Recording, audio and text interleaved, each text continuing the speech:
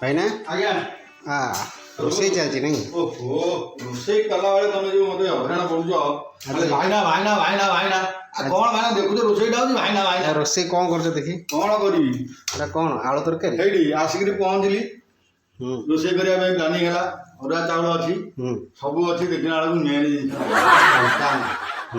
ସେଠୁ ଭାବିଲି କ'ଣ କରିବି ଅଦା ତ ନାହିଁ ଆଉ କୋଉଠୁ ଆଣିବି ଅଦା କିନ୍ତୁ ଅଦାକୁ କାଟିକିରି ମୁଁ କରିଦେଲି କ'ଣ ନା ପୋଟଳ ଆଳୁ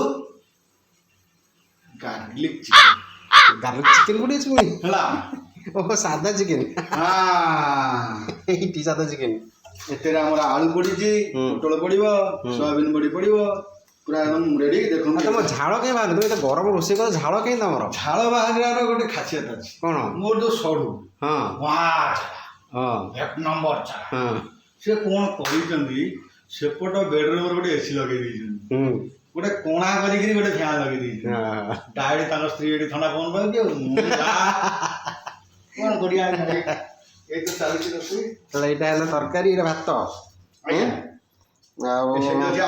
ଆମ୍ବ ପାଣି ପାଣିରେ କାହିଁ ବତୁରେଇଛ? ପାଣି ଅଛି ଖରା ଦିନ ତେଣୁ ଗରମଟା କାଟିବା ପାଇଁ ପାଣି ପକେଇ ଦେଇଛି। ଓହୋ ସେ କଥା ଆଉ ତାପରେ ଆଉ ଗୋଟେ ନୂଆ ଜିନିଷ ବି ଅଛି ହବ। କ'ଣଟା? ନୂଆ ଜିନିଷଟା ହେଉଛି ପାମ୍ପଡ଼ ମସଲା। ହଁ ପାମ୍ପଡ଼ ବି ଅଛି? ହଁ କି ପାମ୍ପଡ଼?